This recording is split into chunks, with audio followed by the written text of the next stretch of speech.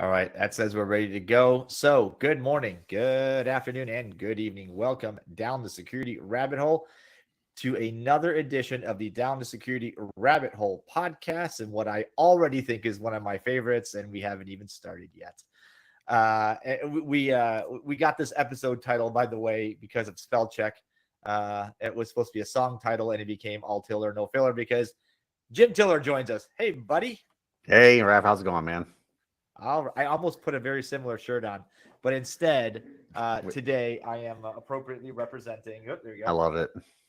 Yeah, summer Old camp school. T-shirt from 2017. Yeah. You know, it's funny. I think we could just start this podcast off by saying this black hat was just like every other black hat I've ever gone to, except for maybe it was a little bit less hypey. It was a little bit less hype. No, nobody had like flying monkeys and contortionists at their booth this year, but I think that's about it.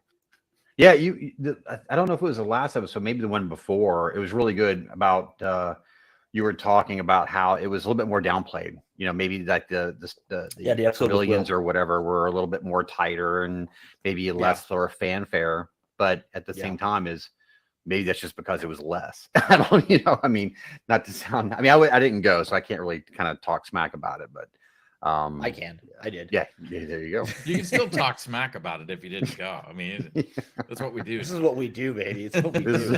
this is how we roll. And I was mentioning this earlier. It's the last one I went to. It actually was so bad. I walked out on 3 presentations. I was just like, okay, I'm done.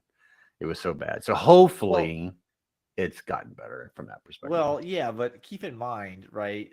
You're probably not the target audience for the kinds of for those types of presentations, because I've told people this, like, oh, how do you they ask me, like, I told people about you and they're like, oh, how do you know Jim? I said, well, I literally had like half his books sitting on my bookshelf when I was learning all about IPsec and tunneling and all that. Like way back in the, I'm surprised you don't sit with like a bookshelf behind you of just your name. That's like a very Bruce Schneier thing to do. Right? It'd be very Brucey to do. I did go the Bruce route, and I do have some of them framed on the wall over there. And I thought, well, maybe I should put them. Nah, I'm not going to do that. So you're not. I don't know if people really think. I don't know if people care about that kind of stuff anymore. Do they? Do people read books? I'm sorry. Do they still do that? I don't read books. I'll be honest. There you go. Read them. There you go, I've got several, at least more than a couple dozen. I feel bad now not knowing that you wrote any books. Some of them are bad. So you feel bad? You should feel bad. Shame on you. I feel bad Shame that I didn't know you even wrote them. Never mind had any of them. So you. there's that. Maybe you should put them behind you just so that way. Just to remind you. Just to remind everybody. It was recommended. A friend of mine, my friend Jen, recommended me that we should do like a DtSR book club. And if we ever start that up, just because I'm reading this one right now. Have you guys read this? This is funny. No, that looks good. So anything with the word ruse in it. So he sent me a copy. I'm gonna have him on the show eventually. This is a guy that wrote a book on, and look, he even signed it. How cool is that? Cool. About like back in the 80s when they were doing like headhunting, you'd want to go steal like the CEO or whatever from a company, but you could easily get to the person, right? So they'd have to like lie their way into companies. Remember social engineering before we called it that? Yep. Actually, super interesting book, because you get to read about kind of like how the trade started and all that. And Robert's failed, as he says, his failed acting career. But it's actually a pretty good book. But like I got it a long time ago, and this is how far I've gotten. And it's I always mean to sit down and read it. I think this book has been to more vacation spots with me than like than very many other people. And it's funny, I'm like, I'm going to read this on the beach tomorrow. Yeah, that never happens. Yeah. When I'm traveling for work. Yeah, traveling for work, I always have like 3 or 4 magazines. Like, man, I just want to get this magazine in and gobble it up, or a book. And then, on the 5th trip, on the 10th plane ride, I'm like just throwing it away in the hotel room. I'm like, I'm never going to get there. It just doesn't make it. So the Harvard Business Review is like the only one that's like the only magazine I pick up at the airport and I go cover to cover on. Everything else is just like you read an article and I get it online, right? You just get it delivered to your phone. But yeah, we should all freaking read more. And I guess I'll pose the question to the listeners. If you guys want us to start up a book club, I'm happy to. It'd be kind of fun. We could all, like, at the beginning of the month, do an episode on a book, right? Just and like, or pick a book at the beginning of the month, and at the end of the month get together, for like a live show or something, and just kind of talk about it. I don't know. That'd be kind of fun. Have the author on, maybe. That'd be kind of cool. I do think it'd be kind of cool. I think how do I say this? Is I find more often than not that there's a lot of commentary about something, and then then you realize that maybe somebody didn't read that regulation, but now they're writing 17 articles on it, and so I tend to just kind of go, you know what, I'm just going to go read the damn thing and go read the regulation and see what it says. And it's amazing once you read something, and not that I'm saying I've become an expert in the SEC regulations or some jazz like that, but you read and you go, okay, I get it, and then you watch how it all gets interpreted, in the social sphere and the echo chamber of silliness, and I always kind of get a giggle out of it, but it has become the 140 character world. Yeah. So I in the rush, and this is not a new phenomenon. By the way, it's not a new phenomenon, Jim. I know you know that, but we've been living with this for a long time. The era of hot takes, right? As soon as social media became prevalent, everybody was a hot take expert, and so some new thing would come out, and 70 people would be commenting on it. Like 68 and a half of them have never read past any of the headlines, and you could tell. You start asking substantive questions, they'd be like, let me pull up another article that I can quote somebody here. Yeah. That's how I used to call my Twitter list. My feed was, as soon as somebody retweeted something that was just completely garbage, and you're like, you didn't even read this, you just retweeted it. Like, yeah, I don't need your info anymore. Like, I'd drop it fast. Like you're tweeting stuff that if you had read it, either you believe it and I don't want to follow you, or you didn't read it at all and you're just sharing it and it's nonsense. I don't want to follow you either. Right. Legit. That's true. I think you guys, this is kind of a commentary though on, just to be slightly grumpy for a moment. This is a commentary on where we've come as an industry. Like, everybody needs to have a take that's just slightly more outrageous than the previous guy. Everybody's gotta outdo everybody else and look at how audacious and bombastic I can be. Marketing did that for a long time, and I think we finally found the limit to how much companies are willing to spend on eccentricity. And it turns out that there's a limit, as we all thought there should be, but it's just way higher than I wanted it to be.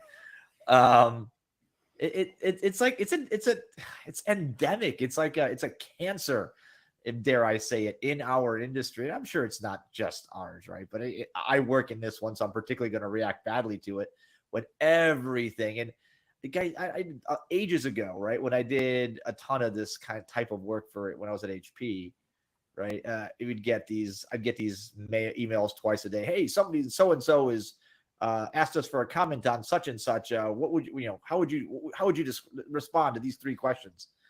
And like I'd read them and I go, and Jim, I worked for you for part of that time, so like it's well, hey, look, shit happens. I'm so sorry. Like, that's terrible. Wow. Well, it could happen to anybody. Meanwhile, like the others, and it'd never get quoted because it was, or I would get quoted, and it'd be like the 70 really weird, like, oh, I can't believe this has happened, and they should all be fired. And here's me going like, yeah, stuff like that happens sometimes. Yeah, I became the counterpoint. Well, yeah, right. I think so. First, gosh, there's so much to share there, but one I would say is that, so for example, like the CIA teaches us that there's like 3 parts of every person within your single persona, right? You have your public persona, your public facing, your private, and then your secret, right? And I think one of the things that I struggle with, and I think a lot of people, even like yourself and you guys doing this podcast, is I think there's that sort of line you're constantly, it's like a rev limiter in a car. It's constantly bing, ding, ding, just bouncing off the red side, because there's so much you really want to say. And it's just kind of like, okay. But then you look at something, like just recently, I was asked to comment for a journalist, an article they were writing, and it provided some comments, and all my stuff, along with some other people they were commenting on, that was edited out, right? And I was like, yep, well, I made the mistake of telling you what you needed to hear, not what you necessarily wanted to hear in that particular instance. But I think I think the level of hype is created that sort of cyclone effect. Like, kind of like, almost like a firestorm, when the fire gets so big, it creates its own atmosphere, and then its own atmosphere creates more fire and more wind, things like that. And that's probably not a great analogy now that I think about it with what happened recently. But, but I think, with regards to what the industry is doing right now, is it's kind of feeding in on itself, like like the dragon eating its own tail emblem kind of thing. It just keeps going round and around, not progressing. And it's interesting because with the advantage of age, which is the only advantage I can assure you, is you see it from where it started. You remember people, how they talked about things, how they approached things, and how things were done. And then as time goes by, you sort of have an opportunity to look and hear different perspectives and views, and you watch how certain things come into light and then drop off, and buzzwords, and all of a sudden a buzzword becomes real, whatever you want to say. And then you kind of take a step back, you have an opportunity to go, wow, I don't really think we've progressed. I mean, we're kind of breaking our arms, patting ourselves on the back sometimes, but at the same time, I think there's this underpinning of frustration of people who have been in it for a while, or even new people saying, they have a lot of optimism entering the market, and they find out it's, ridiculously hard work, and it's the same problems that you're dealing over and over with, kind of thing. And it's kind of hard to progress, but we keep talking about all new fandangled stuff. And it's kind of hard to get there at times, right? I think Jim's gonna get me started. You should say something. Go ahead, James. I think it's interesting, though. You talk about, how much am I willing to say truthfully versus what you want to hear? Because when you come to security, right, sometimes it's hard to be that person that, like Raph, you point out, yeah, it happens. Like, it's not that big of a deal, because when you're that one person that kind of goes against the grain and is like, that's a great hype machine, it's really never going to happen, and then it happens, right?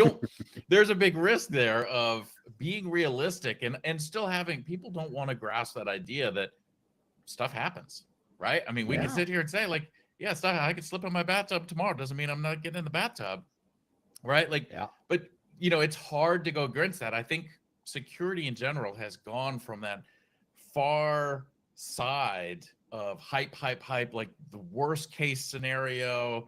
You did this one, that you returned a server header, the whole world's going to end, and it takes a lot to swing that ship back and be like, it's a server header, nobody really cares, right? Like, it's fine. But, it takes a lot to shift out of that. And I agree that, being in the industry for a long time, new people come in and they see the same things we've kind of passed, and they're like, well, let's make that new again. And like, we'll try it. It's like, that's not going to work. It's not going to work. It's not going to work.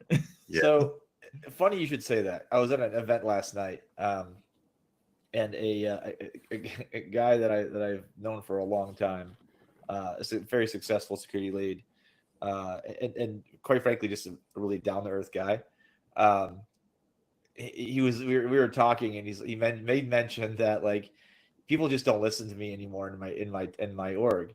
And I was like, why not? He goes, because I tell them what the reality is, and they don't want to hear that. They want to hear something that'll get them more budget.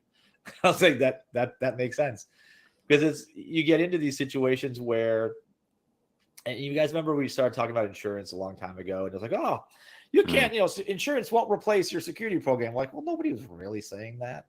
And it was like, hey, by the way, at some point you realize there is a limit to how much you can spend before it starts to, like, hit that, plateau.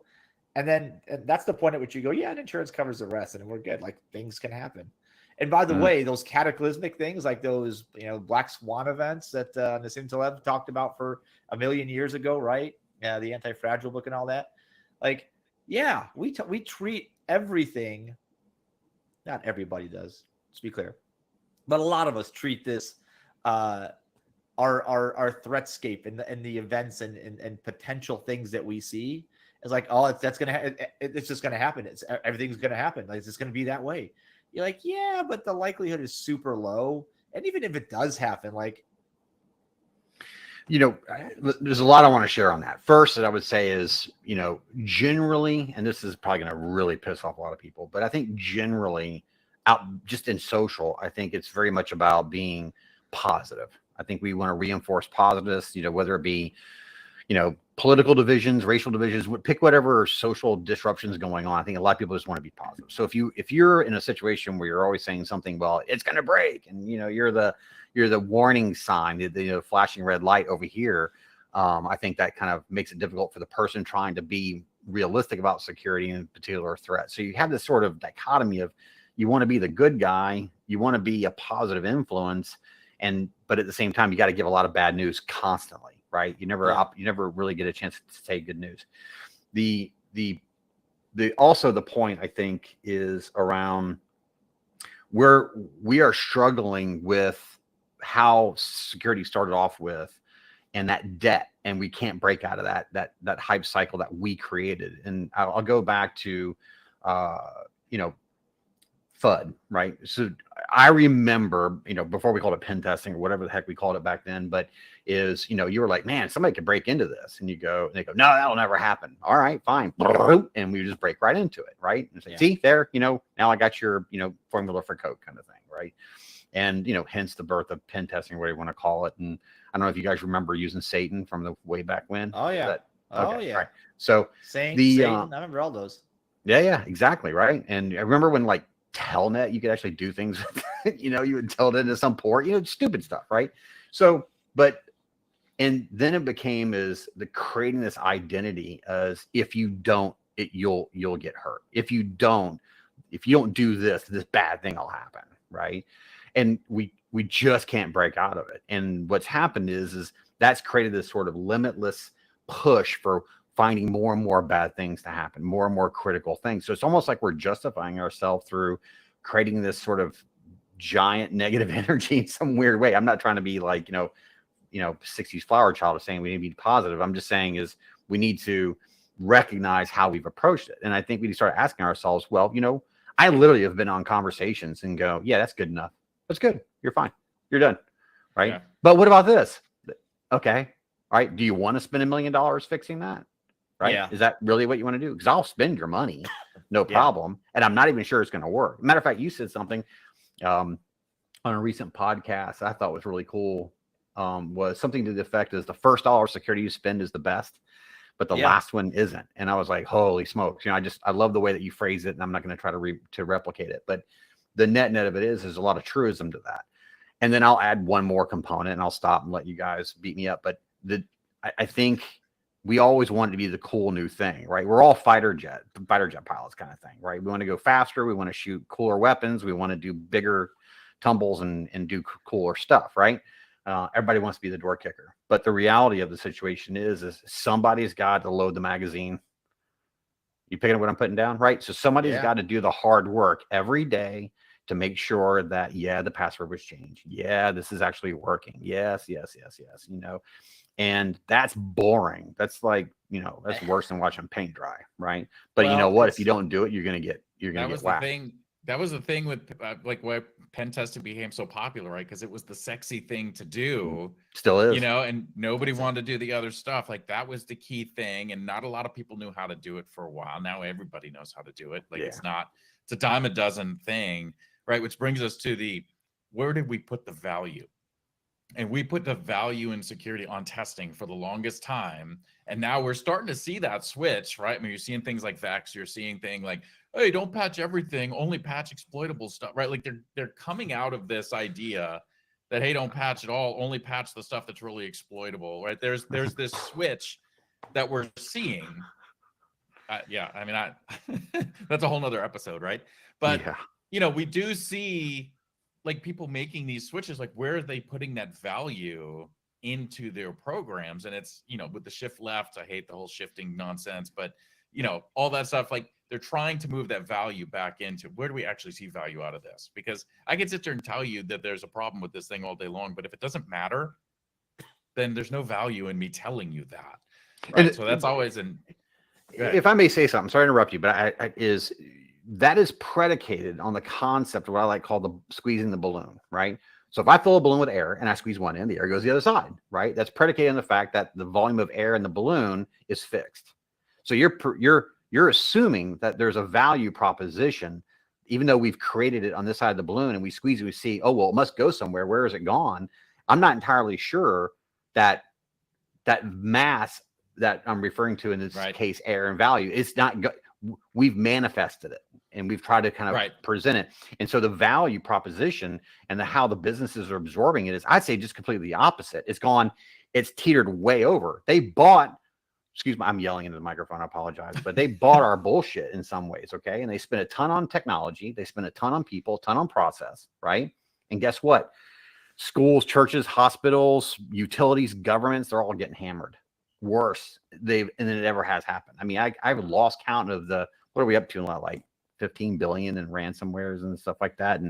And we all know that's only a fraction, maybe a large percentage, I don't know, but it's not the entire picture. So if you're in a board and you're saying, okay, I will invest, you've made a very good argument, maybe not, and they're using realistic risk, but that's a whole other conversation. I think we've lost the art of risk management. But I give you the 2 million, I give you the 5 million, I give you the 7 million, I keep progressing, and I keep throwing money at it. At what point is it going to operate? What point does it go into maintenance mode, right? I spent the money to build a manufacturing plant. I put people in it. It's producing revenue. It requires maintenance, but it has sort of that return to it a little bit. I know I'm not going to get into ROI for security, but the simple fact of the matter is we keep asking for more and keep making promises, but it never ends. Have you ever gotten in a car and somebody says, I'll give you a ride home. No problem. Okay. I got to get home. It'd be great. Thanks for the ride, whatever, and then on the 15th stop somewhere that you had no idea where you're going, you're like, okay, I just need to get home. And you just want to get home now. Right. So there's a little bit of this. It's like more. And not a lot of great indication that there's not just business value, but I think fundamentally on a human level, it's like at some point you just kind of go, okay, man, I just, where's this going? Like a 500,000 thoughts ago, because this is such a, like, this could just go on. This could be like a Joe Rogan thing where we just talk for like 2.5 hours. We're not going to, but I could.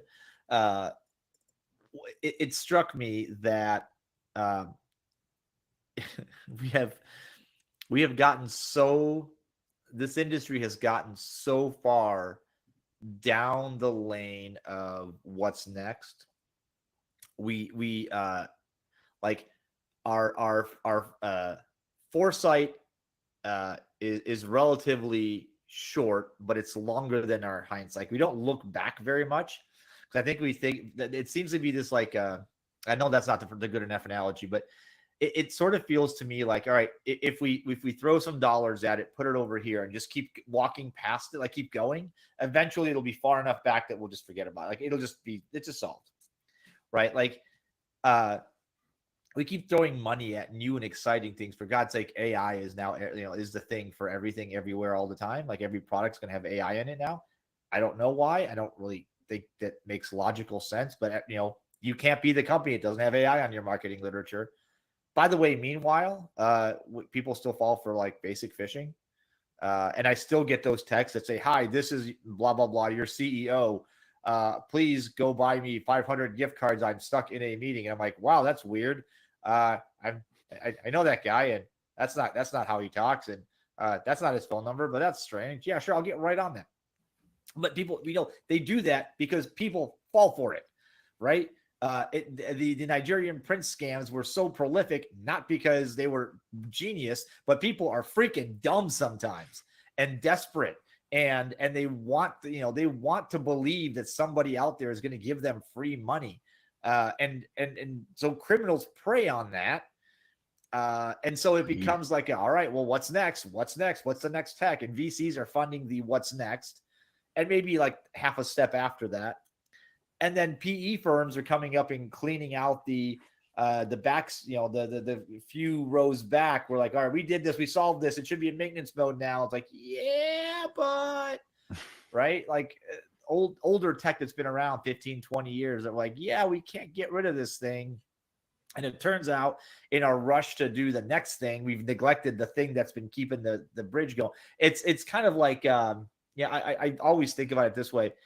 You build the bridge, right? You build an iron bridge, whatever kind of bridge, right? And it just, it lifts up and it lets the boats underneath it. It just operates for years and years. And you're like, that bridge is great. Oh, by the way, now we need to build an airport. It's like, all right, so here's how we're going to do this. We're going to put the bullet train to get to this airport. And by the way, the bullet train's got to cross that bridge. And let's think about we're going to make it maglev. We're going to make it like, how's this going to work? You're like, hey, so that bridge needs some maintenance because if you put a high-speed train through it, everybody dies. And they're like, what? No, but we built that bridge. That's been funded. Like, what do you mean? Like this is security. Like we look at, and this is end of rant, I promise. But look at DNS, BGP. Fundamentally breakable on so many levels, and yet, yeah, I mean, the entirety of the internet relies on me asking hey, where does Jim live? And eventually we play telephone enough to where somebody says, yeah, Jim lives over there, and I'm like, cool, you must be the authority on that, and I go there, like assuming Jim lives there. It's like trusting Apple Maps, right? I mean, don't do it. Do you remember when that was a problem? Like, I don't use Apple Maps, but when Apple Maps first came out, everybody be like, I'm using Google Maps because Apple Maps sent me to the wrong spot. Or into a field or into the lake. Yes, I remember that. Right? Like, I mean, that's exactly, I mean, it's an interesting dilemma we have. Like, I see it on the software development side, right? We have the same issues as the security side. Like, you build applications, you don't ever get them to a maintenance mode. It's just it exists, right? And to use your bridge analogy, right? Imagine, right? We built bridges how long ago? Bridges built today will not support, this is just my guess here, the overly extra weight that would be provided in batteries in every car that drives on them, right? Like we did not make accommodations for the fact that cars are 3,000 pounds heavier per car if it's going to have batteries in it, right? But we have no plan to go back and fix that.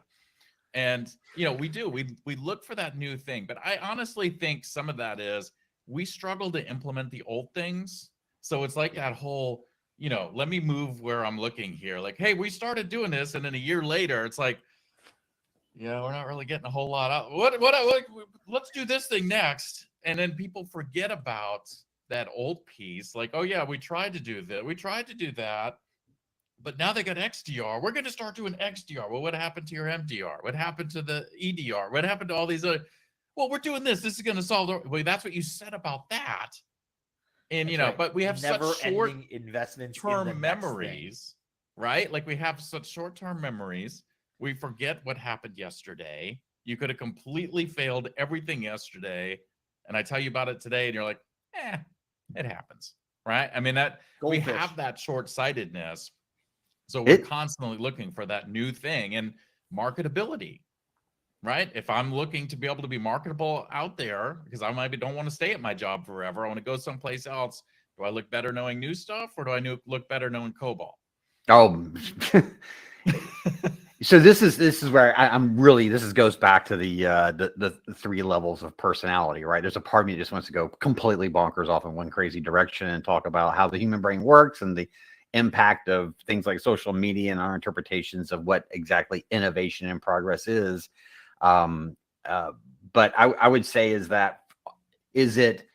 are we operating as a result of our environment? Is our environment creating those types of things? And I think, James, you pointed out perfectly is like, well, if you want to get a job, do they care if you use COBOL? Which maybe not be a great answer because, maybe another Y2K scenario. But the net of it is that we value, maybe, I don't know, maybe it's an American dynamic, maybe it's a Western world dynamic, I don't know, but we definitely value, let's go do something next. It's got to be better.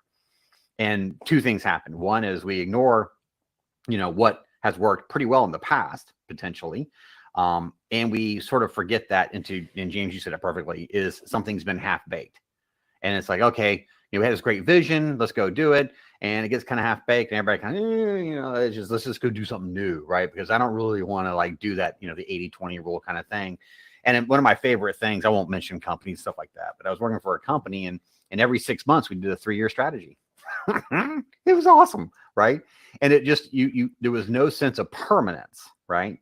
And I think there's been a sort of a loss of permanence, right? So okay, that's gonna be a problem tomorrow, not today, or that problem was yesterday. To you guys, what your points are making, and I think security is the greatest suffrage of that, because in this we've created this sort of theory that threats are just moving forward and really fast. And I was one of the worst about that, right? But that's back when they were moving forward really, really fast. Now they're just so far out in front, they're just cashing in now. It's just they're standing in front of the slot machines going ka-ching, ka-ching with their quarters and every now and then hitting the jackpot and moving on to the next machine. They're not, and they're more apt to apply something very quickly and more effectively. And we're not just behind, we're like ridiculous behind because of things like Raph was mentioning earlier, like phishing and so forth. I mean, I always get a kick out of the fact that in some organizations, there's this huge push of the new and all this kind of stuff.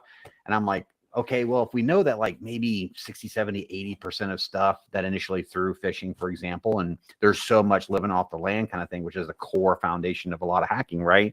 Once you're in, go, which is nothing new. Let's be honest, just a new word. Why have you not fixed that? Why haven't you gone in that particular direction, And I always get this whole thing. It's like, well, it's people and we need to do more security awareness training. And I'm like, that has worked it's not working. It's just stop. It hasn't worked. It's not going to work tomorrow. Yeah. I actually think that's a whole nother, I don't know how much time they have left, but I really do feel like there's going to be some big changes that need to happen. Obviously my views of AI are a little bit more, dramatic, I think, than I think a lot of people's out there. I see it through a completely different lens, if I'm honest with you.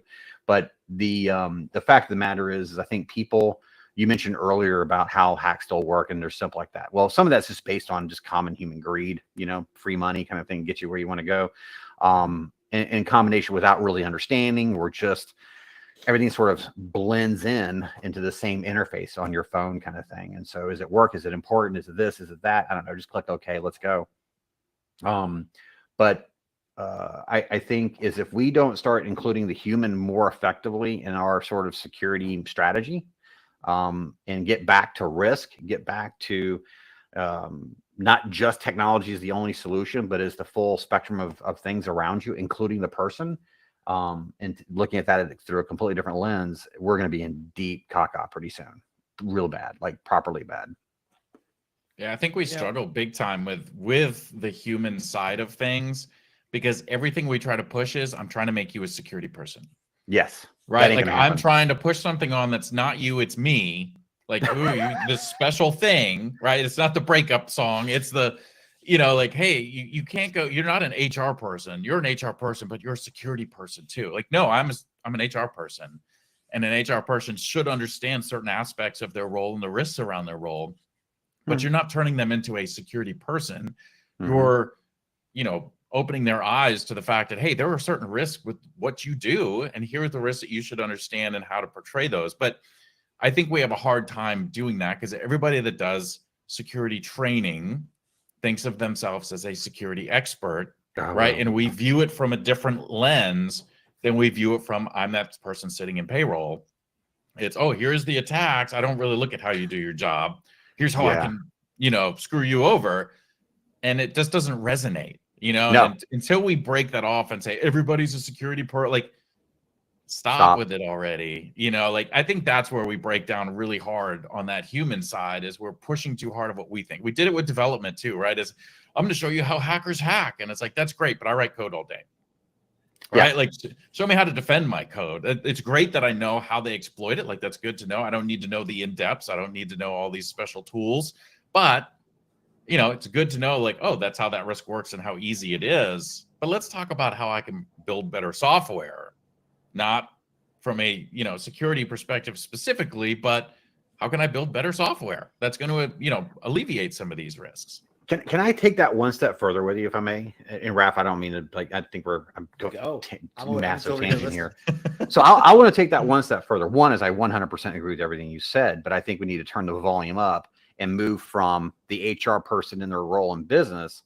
I think there's value in embracing the person themselves. So let me do a quick survey with you two, right?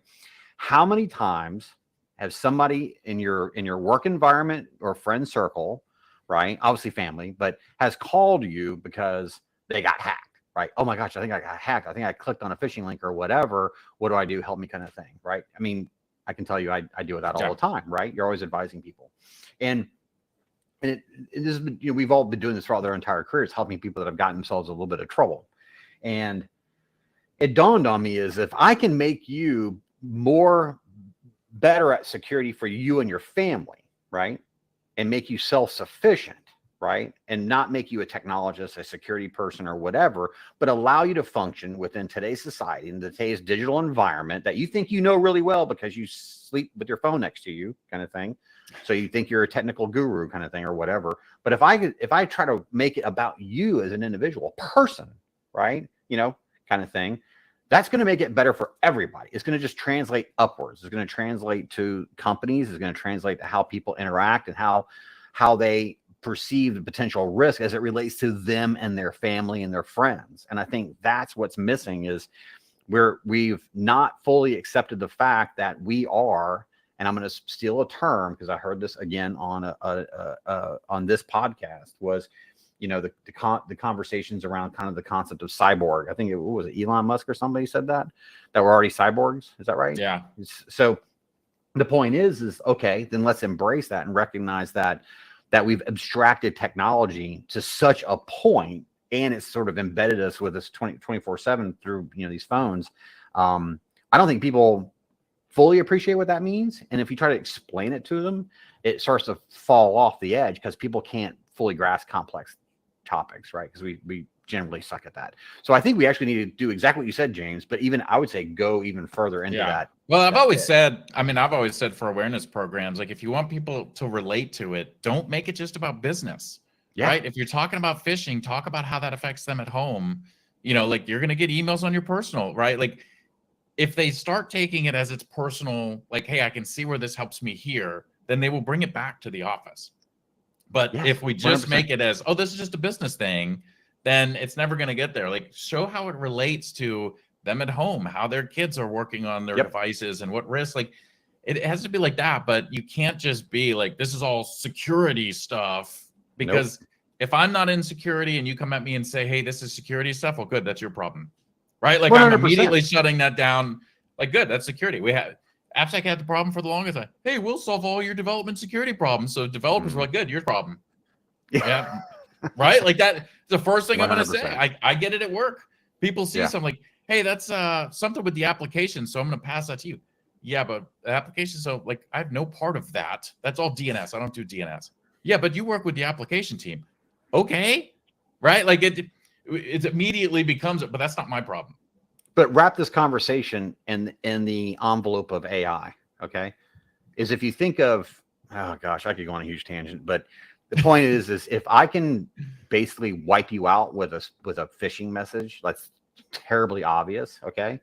I'm not even talking about, we have the obvious now AI malware and phishing campaign stuff that make it very good. We have the AI voices where people are getting virtually kidnapped, which has been going on for a while. Now it's just enhanced through AI kind of thing.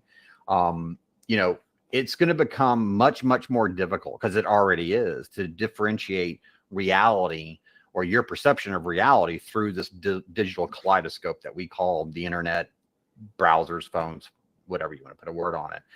And we can't survive, right? People are getting crushed. Companies are getting crushed. We're spending more money. It's just tipping over. Now you put AI into that. So if people don't start to embrace the fact that you're dealing with a very complex system of algorithms, call it a Facebook algorithm or a Twitter algorithm or AI, these things are designed a certain way to interact with you in a way that humans calculate the world around them.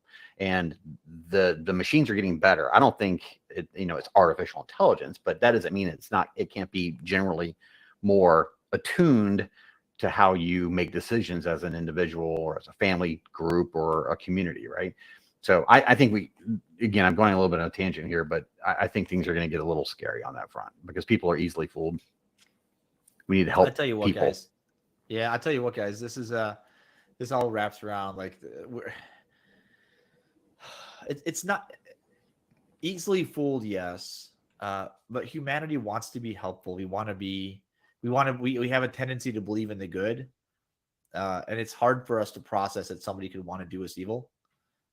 Even like the skeptics in us still fall for the do-gooder schemes. Like we do. One of the, so here in downtown Atlanta, there's always this,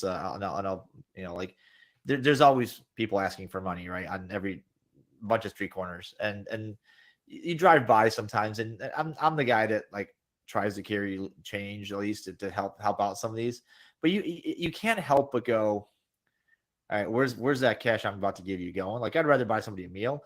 But there's a guy sitting, and I'm saying this specifically for this reason. There's a guy that was sitting on this as we pulled up, and he's got a sign, and it says, "Not gonna lie, need a couple bucks for a beer." And I'm like, you know what? That's honesty. I'll take that. But we look at like humanity, and we try to fix it. In insecurity, we're trying to ultimately we're trying to fix human behavior. And you hear me say the word fix. Like we don't need to be fixed. Like we're just that way. So yeah, we're gullible sometimes.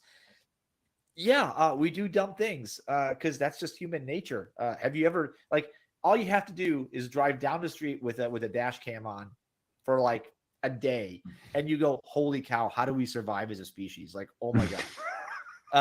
Yeah. Like, how do we manage to get from one place to another without all dying? And it's nuts. But we like, okay, well, if any sufficiently advanced technology is indistinguishable from magic, right? But on that spectrum, we come up with this really, and to most people, what we do may as well be magic. And because they don't understand it, and it's like we are completely unrelatable to the average human in a lot of cases. And what that causes is this complete a separation of who we are and what we do. And it becomes like, well, it is magic. I couldn't possibly understand that. You guys just do that thing. Like, oh. And then we get to like, why do people still reuse passwords in 2023? I don't mean a little bit. I mean like prolifically. People reuse passwords across all kinds of things they shouldn't. Who hasn't heard about don't reuse passwords? Like, find me the person in the cave that hasn't heard don't you reuse passwords. And yet, right? And so we're trying to like fix the human condition. And by doing that, by early on in our existence, in our fledgling, didn't even have wings yet, fresh out of the egg, we came up with this idea that we should have this cool language that we talk to, and we talk down to people, and we talk down to fellow technologists, and we made them feel stupid. And then the user becomes the enemy, right? And then now we are so far removed from anything that is real to most people and enterprises. And now our technology is so advanced, so far out there, that even in our own industry, we look at it and go, I don't even know how that worked. That is cool. I guess it's solving my problem. And this is the spot we stand in, and it sucks. 100%. The technology keeps advancing. It keeps being able to do more and more magical things.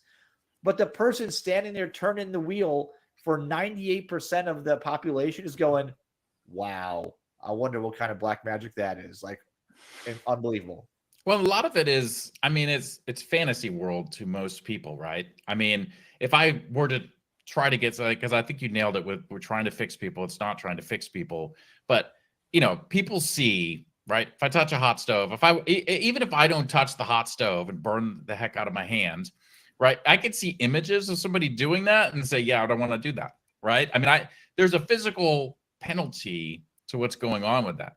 But when you start talking about cybersecurity and like, oh, I don't want my account breached, but how many people are having some sort of actually direct impact from a privacy, like it's some sort of data breach, that they're like, oh yeah, I really care about that because, whatever, right? Like I have zero liability on my credit card. Like, oh, they got my credit card numbers, whatever. Like I call up, yeah, it's some time. But how many people are like severely impacted with that versus, yeah, I had to do some stuff, right? Which is going to play a huge part, honestly, when we talk about things like now that we're getting to critical infrastructure type stuff, like when we actually start talking about serious issues, and then people are going to be like, yeah, whatever. Like you guys have been talking about breaches. You've been talking about data, PHI, HIPAA, all this stuff. And nothing really ever big hits home for any individual, like mass groups and individuals. So why are we going to believe it on this?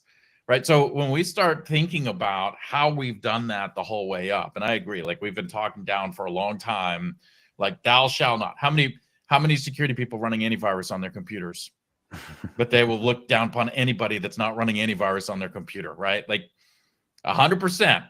How many people like, oh, I'm security. We get admin rights on our laptops. I can install anything I want, but you can't do it. You know what I mean? Like, and we get hacked first. You know, it's you know, it's for you, not for me, type of thing. So it's a hard thing to swing that thing back around, but it is about people learning, you know, hey, these are risks that affect me, and then people being able to make that decision of, am I okay with that risk? Do I make adjustments for that risk? Do I stop doing whatever it was for that, right? Like I said, go back to the beginning. There's a risk of going into the bathtub. I could slip and fall and die, but I still go in there. And some people add a little mat that has traction on it. Like that, you know, there's mitigations people do. We have to figure out how we get that information that it makes sense to them. But we also can't assume that everything I see as a risk, you see as a risk. If I may add to that, my 2 cents add to that would be also keep in mind that to businesses and individuals, what we've done, for better or for worse, is you can't go a day in normal news. I mean, you can just turn on NBC or whatever you watch and see something, you know, some sort of cyber hack of some form or another. And as humans, we don't do well with, you know, implausible impacts, right? That are so big where you don't see a path to correct them. Okay. So it just becomes overwhelming. And then we tend to, as a person, a normal person, you'll just kind of like, whatever. Like, for example, slipping in a bathtub, driving your car every day. You know that most people get killed in a car every day, but you're still afraid of flying kind of concept, right? So you just accept it, right? You just hope you get to work. Hope that person drifting in your lane on their cell phone doesn't whack you this day kind of thing. But you can't think about it because you don't feel like you have control over it, okay? And so what's happened is that in the cyberspace, what we've done is the whole FUD thing, that whole kernel of FUD that we started in the early 90s, late 80s kind of thing, and we're not breaking out of. And then now as this magical technology has gotten to the point where it's indistinguishable from how you operate as a human, going back to the cyborg comment, is, okay, we're at a real inflection point here, something fierce. And I would add another little element, if I may, is we are so far down the cyber and physical space, a lot further than I think a lot of people really appreciate.